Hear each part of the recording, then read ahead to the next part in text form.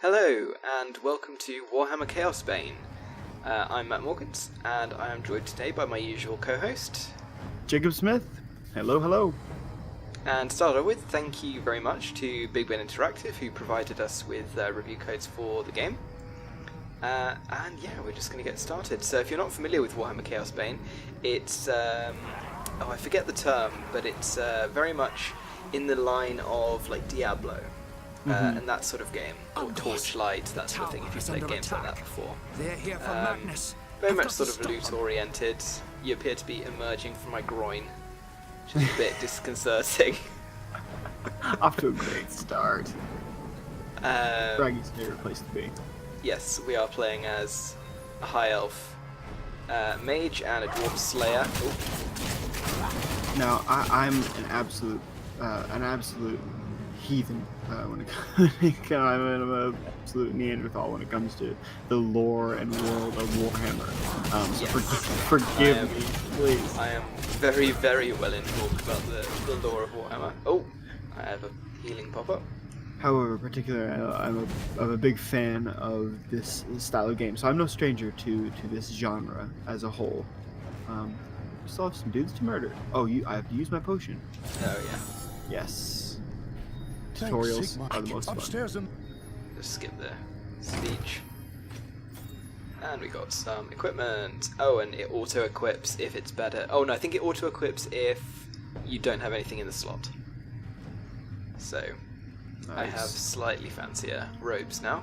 Oh, did I? I thought I grabbed something, but I'm still naked. That's fine. Oh, no, I open literally my do have to inventory. check my inventory. Yeah, I did open mine.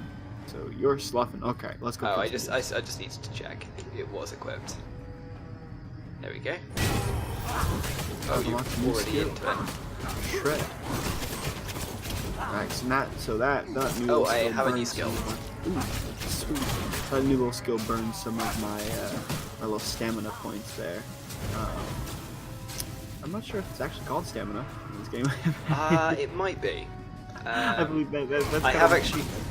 We're starting again from the beginning, but I've played quite a bit into this game, and you've played a little bit. Just a little bit, yeah. I made it up yeah. to As you reach the level 3 or throne 4 room, with my the last air one. seethes with foul magics. The Chaos Sorceress stands before the throne, and Magnus, the savior of the Empire, is caught within her spell. Shouting Not a Emperor challenge, Magnus. you prepared your counter spells. But the enemy struck first. By the time you regain your senses, the battle is over. The Sorceress is gone, leaving you and Magnus for dead. Oh yes. The shouts of angry men fill the throne room. But these are not guardsmen. They are witch hunters, the Empire's feared inquisitors, led by none other than the infamous Heinrich Voss. You are under arrest for the murder of Emperor Magnus, Voss declares. You try to tell him about the sorceress, but Voss refuses to listen. I see no sorceress here, he shouts. Only you and a room full of dead men. Confess your Jumping crimes, to Elf, conclusions, Voss Voss. threatens. We will have the truth from you one way or another. After a week in the dungeons, you'll tell me everything I want to know. But before the witch hunter could make good on his threat, a commanding voice filled the room. Stop this madness at once! This is the work of chaos, Teclis says. Sorcery of the darkest kind. Teclis examines Magnus in silence. He lives, thank the gods, the High Elf says at last. But he is in the grip of a powerful curse. It is only a matter of time before he succumbs. No one outside this room must know what happened here. If the people learn that Magnus has fallen, then everything he fought for will have been for nothing. The fate of the Empire lies in our hands. We must find this sorceress and end the curse before it's too late. If Magnus dies, the Empire dies with him. So in short, Teclis is indeed that guy. Yeah, it's a bit weird having played Total War Warhammer, because Teclis is one of the High Elf Lords. Forces at work in the city. Braggy act. Just tell I'm me just where I gonna can skip find them, elf. the regular dialogue. That's fine by me. But yeah, his voice act is completely different. It's just That's a jarring. little bit weird, yeah. Alright, shall we head over to The main area? Main Indeed. quest, yes, indeed. So you have swanky new robes. I'm still a little bit bitter about still being naked. I'm sure that'll change. But... Slayers are kind of infamously naked. Oh, really? Okay, well. Yeah, they're basically dwarves who either they've sort of committed some sort of misdeed or been banished, or just they decide that they're going to go off, and then they'll strip pretty much naked. They'll shave the sides of their head and dye the rest of their hair orange in like a mohawk, and then they'll just get 2 axes and set off into the wastelands to find a monster big enough to kill or get killed.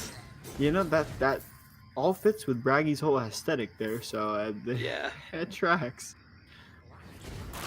Fighting our way through, you know, basic fodder, goblins or whatever these little... Oh no, these are little creatures nurglings. little, the weakest spawn of the chaos god of disease and corruption. See, thank God Matt is here and he knows a thing or two, because I would be pretty lost. One thing I do appreciate about this game is, insofar as it comes to the portrayal of enemies, it's pretty, like, aware of the lore. Mm-hmm. I haven't seen anything yet that's, like, really deviated from the lore. I mean, obviously the fact that we're just, like, scything through these guys is not quite, like, lore accurate, but, I mean, this is the nature of games like this. Of course. I feel like that's such important for a game with a fan base as, you know, as kind of ferocious as Warhammer fans. I feel like they're very particular about their lore and about their adherence to the greater war. And this definitely, you know, as someone who hasn't really played any Total Warhammer or any Warhammer titles, this has definitely drawn me in and made me interested. There's a chest over here if you want it. Oh, I was like, are you collecting loot? Yes. Give me that loot. Okay. Did it automatically equip? Oh, some gold. And I'm just going to see if I can equip... Oh yeah, you can equip the fan skills if you want to set those up. Oh, yes. Increased experience is definitely the right one to go with. Increase finding higher quality items. And where's the one? Increased looting radius. That's the one. That's what I wanted. Now I have my little mini, what's it called? Reverse Phoenix. It's got a name. It's like a cold Phoenix. They are actually supposed to be massive. I think they're in Total War Warhammer, or Total War Warhammer 2 rather. Mm-hmm. They're like the size of giant eagles. That's rad. That's cool. I'm jealous. Bragg, But I just can't got no remember shirt. what they're called. I just got a tiny one. Well, if you equip the increased looting radius fan skill, you probably get some kind of like little companion beast. Okay. I know the Empire character has like a hawk, and then the Wood Elf character has... Oh, she had something, but I can't remember what it was. Oh my god, my health is I got you. something I should pay attention to. Last Bastion. I have a skill. What's this? Oh, I can teleport. Oh, I've got a max Nice. health bonus for all of us. So if you're ever in the need, That's useful. just give a shout. Yeah. For some I've reason been I playing on my main playthrough. I've been playing as the Wood Elf, so this is a bit different. Yeah, I'm not the same whirlwind of death as I am as the Wood Elf. When I definitely am used to playing more like roguish archetypes in games, and so this is kind of closer to a barbarian-esque, putting it in terms that I can understand. Oh, yeah. Putting you know, more of a berserker type of role is definitely out of character for me, but I'm enjoying it. I'm loving it. It's the whole like killing builds your rage, and rage, you know, you can execute cool powers and all that fun stuff. Pretty archetype. Yeah, this is, I mean, again, this is pretty early in the game. I haven't made it further past this. Matt has clearly made it much further past me. Yeah, I've gotten into chapter 2.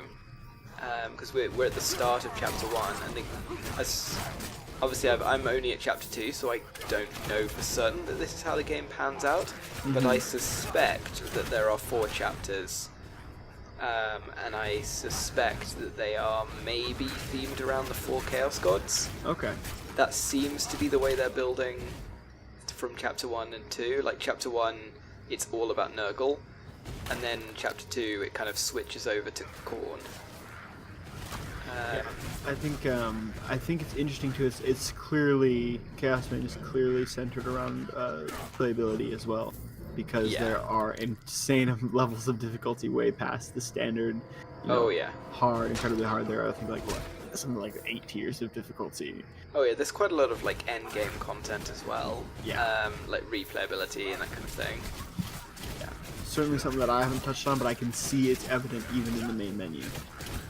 Yeah. I mean, I think when you go into any area in the game, there's like 3 other options besides just going into the main quest, and I think all of them are grayed out at the moment, so I suspect that you can't access those until much later on. I know that there's a boss rush mode in the game, because I unlocked it when I finished chapter 1. So there's probably like a boss rush for each chapter. Ooh. Yeah, I imagine so. This little clump of nurglings. Which,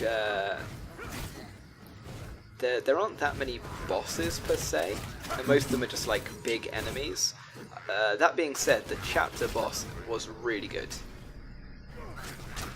It was like a proper full-fledged boss fight, and it was significantly harder than the rest of the chapter. Like, I made it through the entire first chapter without dying, and then died like 4 times fighting the boss. And how did you like playing through solo? Like I said, I only got. How'd you find it? I mean, with this kind of game, I think it lends itself fairly naturally to co-op. Absolutely, yeah. And so I think maybe it might be a bit more enjoyable as a co-op experience. That being said, I certainly still enjoyed the solo experience. I think it just there's more considerations you have to take into account when you're kind of putting your character together. Definitely. You know, in this situation, I can kind of more safely sit back and just shoot from behind you. Whereas if I was playing this character solo, I'd have to make sure that, you know, that it was... And we're back. We are. Are you skipping through this tech list dialogue? Well done. Yes. Excellent. I didn't make it to the tower. I got all my rewards outside the sewer. Oh, lucky you. Let me have a look at... Guess you gotta come here anyway. Hang on. I've got a better tunic. Okay, that's all fine. There is grim some. There we go. Locate Alright. the survivor. Oh, you're down. There Down we the go. other way, Yeah. My magic is not ready yet. These are quite the battlements. So this is about how far I made it. Literally, I think it's 10 minutes into the game. I think I was playing for a total of a half hour, just kind of experimenting with the different classes, seeing what gelled best. Yeah. I think it's difficult to get a feel for the classes because they kind of stagger the introduction of class abilities. I feel like you kind of unlock all the core abilities once you get to about level 10. Yeah. And at that point, you start to feel like you have a lot more customization options. Because initially, you just have a skill on each kind of skill button, and you're unlocking them as you go through.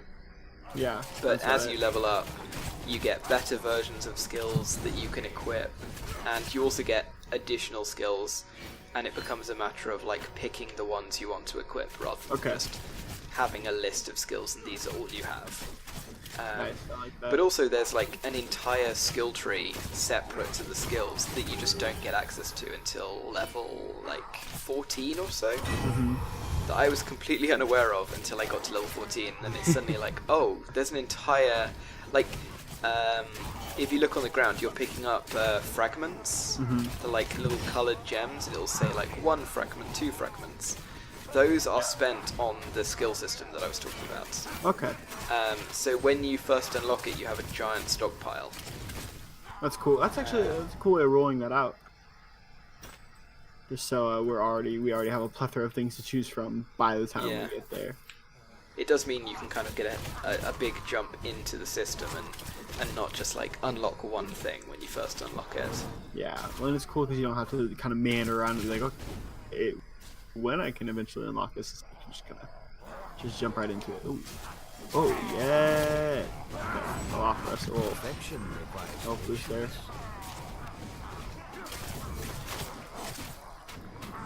I can breathe fire. Oh, that's alright. Casual. I love it.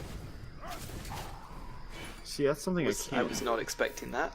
I'm gonna hit the dudes real well, real hard, kill them real nicely, but that's about the extent of my abilities. Oh, almost level 5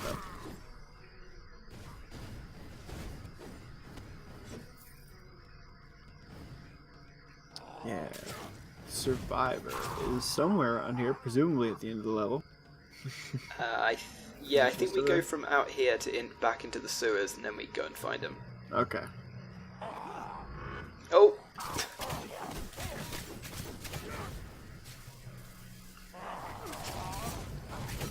Enemy-wise at the moment, it's basically just like human cultists of Nurgle and some Ungors, which are the like satire-like guys. They're the lesser form of beastmen, which are technically their own faction, but they do worship the Chaos Gods, so it does make sense to kind of see them together. That's cool. Yeah, no, I've definitely it's leaned heavily into like the mad cultist vibe so far. Yeah, I like the fact that they chose to go with with Chaos as like the main enemy faction, because you've also got Warhammer Vermintide, and Vermintide 2 is quite close to coming out, and Vermintide leans very heavily on the Skaven. Okay. Or at least Vermintide 1 did. Vermintide 2 actually looks like it's going to be leaning into the Beastmen quite a bit, which I'm very interested to see. Cool. But yeah, the first game really leans in on the Skaven, so it's nice to see them do something different, because I think this game format suits something like the Skaven, where it's just like hordes of rat men. And I mean, you know, obviously I'm talking about a thing that doesn't exist, and clearly there's no such thing as Skaven, and I don't know why you'd even suggest that such a thing exists. If you're not familiar, that is a whole thing in the setting, that they just pretend that Skaven don't exist, because basically, basically the Empire kind of realised that the Skaven are around, and they realised that they're really powerful, and actually a lot more powerful than them, and basically if the Skaven ever basically the Skaven are really cowardly because they're rat men. So they skulk about in sewers and caves, and they kind of hide, and they think everyone on the surface is more powerful than they actually are, because they're naturally paranoid. So the Empire realised that actually if the Skaven were ever to sort of mass and attack them, that they'd probably win. So they're basically pretending that that they don't know that the Skaven exist, so that the Skaven don't ever feel threatened. Because if the Skaven feel threatened, then the Skaven might band together and attack the Empire en masse. Okay, that is actually pretty cool. The witch hunters all go around basically denying that Skaven exist and covering up any evidence of Skaven. Interesting. That's really I like that premise a lot, and that of course only makes me want to find out more about the lore of the world. It's very much become like a running joke among the fans, and kind of in the setting as well. You know, while we get a break real quick, I'm gonna check out my items. Oh, sorry, I went through the door, but there's nothing on the other side, so I will do the same. Good. I've definitely got some nice Slayer shoes, which is just feet, just my bare feet. Equip a little bracelet. And Oh, I got a new staff. Oh, it's got a lion on it. That is perfectly suitable. I was like, it's a staff from Trace. That's where they have the white lions. And then I looked at the staff and it's got a lion. I appreciate that attention to detail. You know, the maximum health is nice, but I want my quality of armor, so I'm just kind of mumbling to myself about my loot. Alright.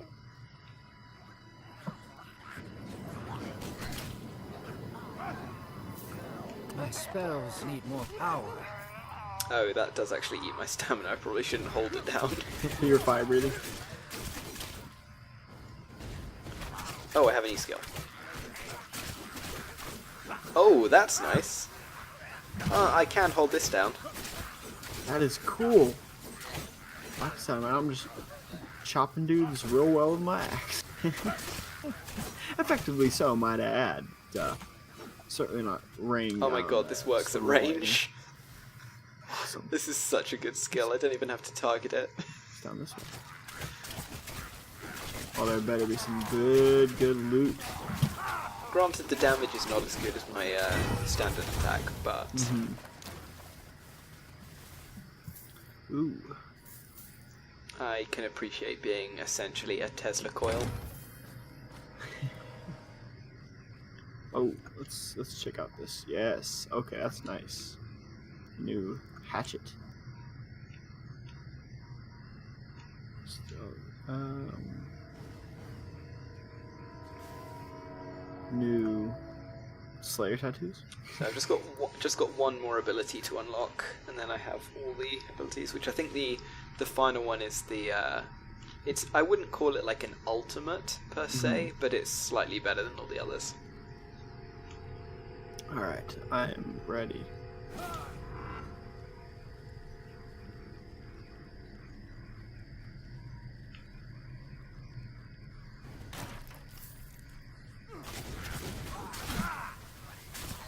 Might as well pop my like health boost to us because it regenerates every the end of every combat.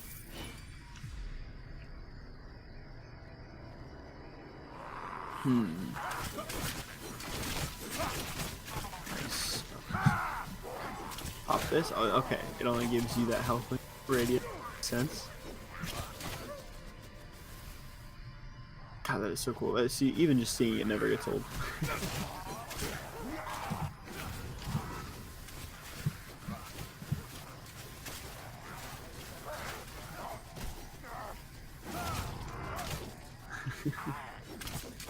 You know, having fun. I'm like I said, I'm not used to just like standing, like waiting for crowds, just going through enemies. I'm usually used to staying back with a bow and arrow or sneaking in with a dagger. This is fun. Fun divergence from my usual style.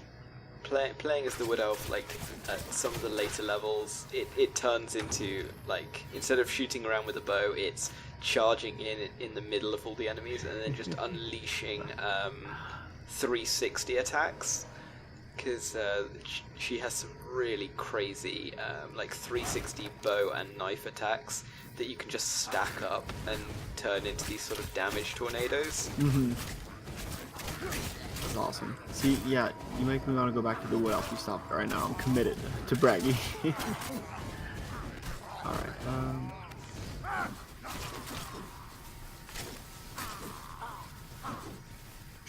now, how close are we right now to the to that boss?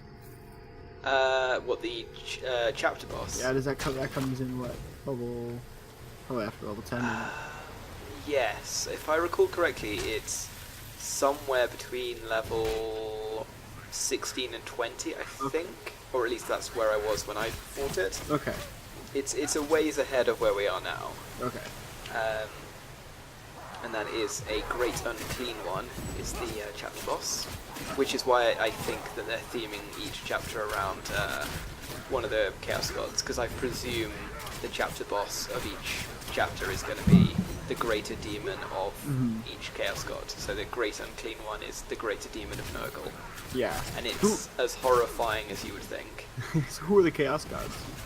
The Chaos Gods are like the big kind of evil deities that control the forces of chaos in both the Warhammer and Warhammer 40k settings. Okay. So there's Nurgle, Khorne, Tzeentch, and Slaanesh. So Nurgle, as you're seeing around, is basically the god of corruption, disease, putrefaction, and everything kind of horrible. Lovely. His demons are called plague bearers. He's all about disease and rot and decay. Yeah, he's also known as Grandfather Nurgle because he's like weirdly like protective and caring of his followers. I don't know why, but that makes it just so much creepy. Yeah, he's really creepy. Damned cultist. Here we go. Savior, they took. Damn cultists. So yeah, so that's Nurgle. Khorne, which is not as in the vegetable. It's spelled Khorne. So there's a pathway over to the right. I think there might be some good loot. Oh yeah, we can go back that way. He's like the god of bloodlust and rage and destruction. So he has bloodletters as his demons. Okay. Very much like red-horned, big jagged swords. Just all about killing as much as possible. Yeah. Naturally. His greater demons are sort of really kind of the archetypal, giant bat-winged, horned devils with giant swords. Tzeentch is the changer of ways. He's probably the weirdest of all of them. He's all about sort of change and mutation and magic. Lots of weird warping among his servants. Lots of blue and purple and random feathers and odd numbers of limbs. And his greater demons are these sort of giant two-headed humanoid birds with long sort of vulture necks and wings. Wild. That's cool. These dudes are just getting better and better. Oh, well, that just leaves Slaanesh, who... the men were so I was not. We must skip through that. XP, gold crowns. Very nice. Yes, Slaanesh is debatably the weirdest one. Slaanesh is like the god of perversion and lust and basically like weird kinks.